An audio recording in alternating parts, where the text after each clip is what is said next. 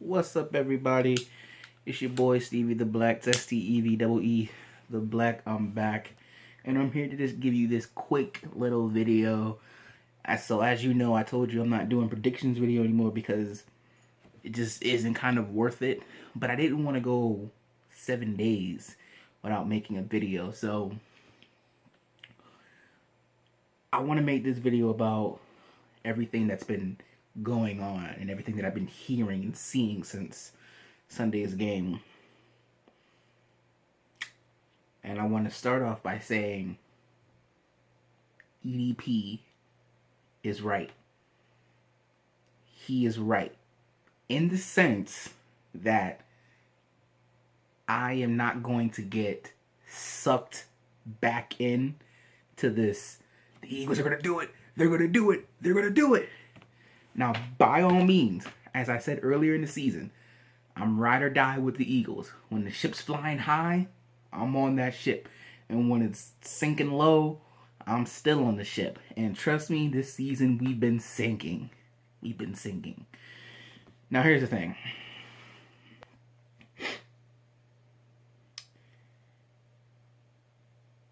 Obviously, nobody saw the Eagles really beating the Rams on Sunday. And I understand we had the Super Bowl MVP in there. But the last time we saw him, he didn't look all that great. And then Sunday night happened. And he was calm, cool, and collected. He was pretty good. Doug Peterson was running the ball. We had a balanced attack. And we ended up winning the game. We beat him 30-23. And I'm sitting here and I'm going, man, like, where has this team been? Where has that been all season? You know, and now, obviously nobody expected us to win, even with the Super Bowl MVP in there. And we did it. We won. We own Sean McVay. The genius we own him. We own him. We still haven't gotten our revenge yet. At least Carson hasn't. Yeah, we won the Super Bowl. Yeah, we won, but Carson hasn't gotten his revenge yet. And I know he's chomping at the bits to get back at them for what they did to him. And I still don't like the Rams for what they did. But anyway, this whole notion that Nick Foles should have been the starter this whole time, that Nick Foles is a better quarterback than Carson Wentz. Stop it. Just stop it. Get some help. You remember that old Michael Jordan commercial? I think it was about smoking or doing drugs. Look that up. And I'm pretty sure y'all have seen it. Stop it. Get some help. I understand what your eyes is telling you. And I understand, I said earlier in the season myself, the eye test is telling me that there's something not right with Carson Wentz. And obviously we were right. It was his back. But to say that Nick Foles is better than Carson Wentz, that's just not true. The thing is, everyone, and I'm not saying because he's a bad quarterback. He's a good quarterback. I've always loved Nick Foles. But everyone elevates their game, right? Does that make sense? So that the team is therefore better. The offensive line knows they have to block better because Nick Foles back there and not Carson Wentz. Doug Peterson knows he has to help him out with the run game. The receivers know, hey, we got to get separation. And when he throws his ball, we got to go up and get him. Like, even the defense seems to have a little extra bit of juice knowing, we got to deal with this because you know we got Nicky Foles over there. And it's not to say it's because he's a bad quarterback. It's simply because he isn't Carson Wentz. And that's what bothers me. Because if you're going to elevate your game for Nick Foles, and I get it, Super Bowl MVP, why would you not do the same for your franchise quarterback? I understand he could do things that Nick Foles can't do. He can extend plays, but you know he's not 100%. You know he was coming back at what? Probably 80%. That's not enough. 80% is not enough. Everyone's saying, oh, this makes Carson Wentz look bad. How could it possibly make him look bad? We know he's coming off of an ACL/LCL, a double knee tear. How in the world did you think he was going to be 100%? An ACL tear alone takes a full 12 months to heal. which wasn't until a couple of weeks ago. But because he suffered the back injury, it made things worse, which is why the eye test was saying something's not right with Carson Wentz. What's wrong? So I'm sitting here and I'm hearing everybody say this, and I'm like, this is unbelievable. Just literally last year, this man was supposed to be the MVP. And now you're sitting here saying Carson Wentz isn't the guy? That Carson Wentz isn't our quarterback? What? Are you kidding me? Listen, I agreed to not trade Nick Foles because I just knew, just in case something was up with Carson, we have Nick. We have the hero, the savior, the MVP, the Super Bowl MVP. And you can, and you can say, well, what about earlier in the year? Well, we look, the offensive line was beat up. Jason Peters was in and out. Jay Ajayi was hurt. Darren Sproles was gone. We were playing with a bunch of no-name receivers. Mike Wallace wasn't doing too great. Then he broke his foot in the second game. Then Nelson Aguilar was playing on the outside when he can't play on the outside. He's a slot receiver, and all you had was Zach Ertz. He can only go about 10 yards before that's all he gets. And it's just, everything was not right. Everything was not right. This season has been a complete disaster. It has.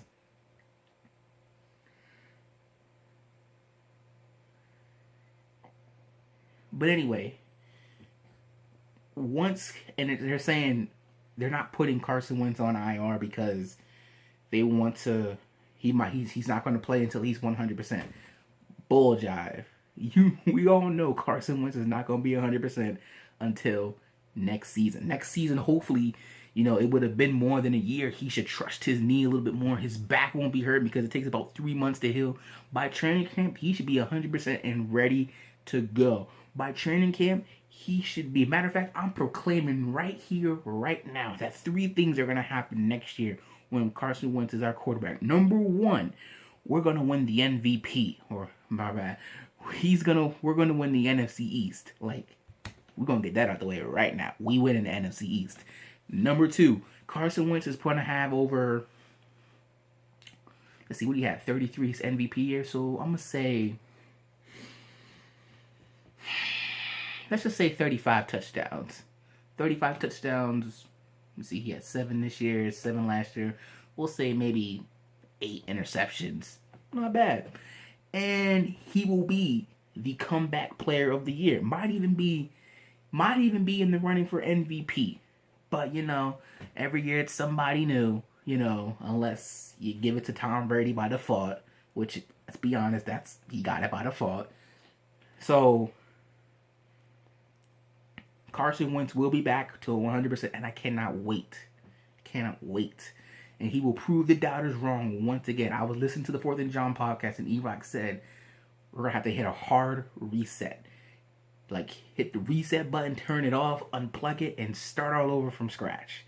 Carson Wentz, I told you, it's going to be his comeback tour. He's going to bounce back and remind everybody why he was an MVP candidate, why he should have been the MVP despite being injured, why he was the best quarterback playing in 2017. Oh, you going to remember.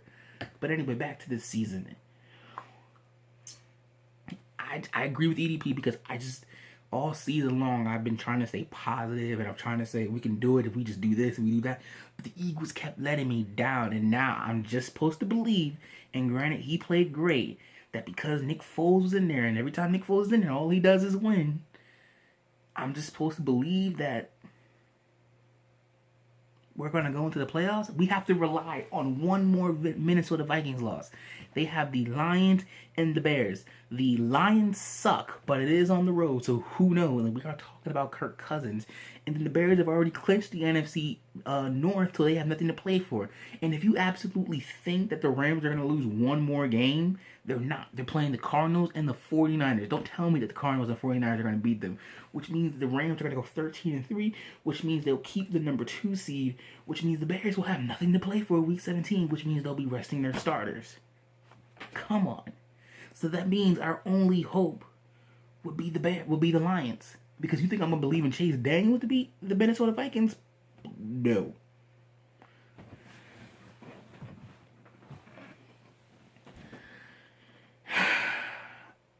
To me, in my mind, it's too little, too late.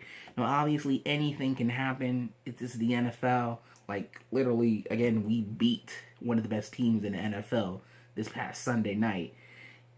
I just, obviously, I want to be proven wrong. I want to be proven wrong, and I want to see the Eagles in the playoffs, and I want to see how far they can go. It's just, I don't know, man. I don't know.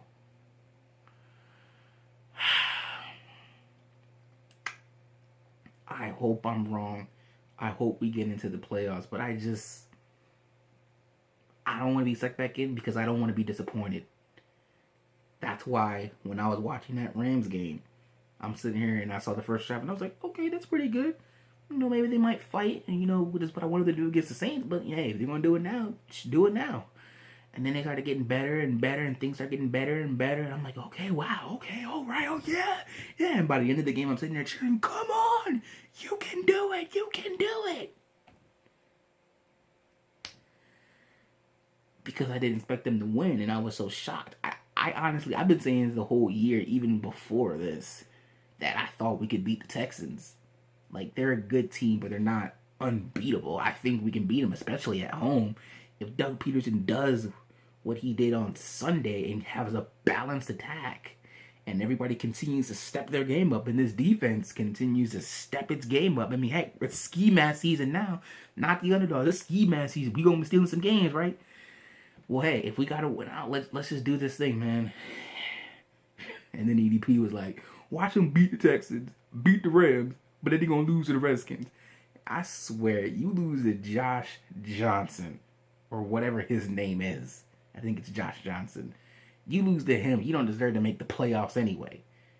You better go in there, you better handle your business. There should be no reason why. I understand DeAndre Hopkins, I understand J.J. Watt, and that offense and that defensive line. I understand Deshaun Watson is a bad man, and he is a bad man, but you're at home. Should be no reason. Should be no reason. Deshaun Watson's coming off an ACL too, and I know it's been past the year, so he should be good, but you're gonna be stealing some games. Let's do it. It's just, I'm going into the rest of these games with the mindset of no expectations. And if I have no expectations, then I can't get hurt. I wish for the best. I hope we win out. I hope we get into the playoffs. But until it happens, I'm keeping myself level-headed and keeping my mind open. That's all I'm saying. So that's pretty much about it. If you disagree with anything, and let me know in the comment section down below, we can have that conversation. Until next time, if you're not down with that, I've just got 3 words for you. Fly, Eagles, fly. I'll see you Sunday after the game for my review.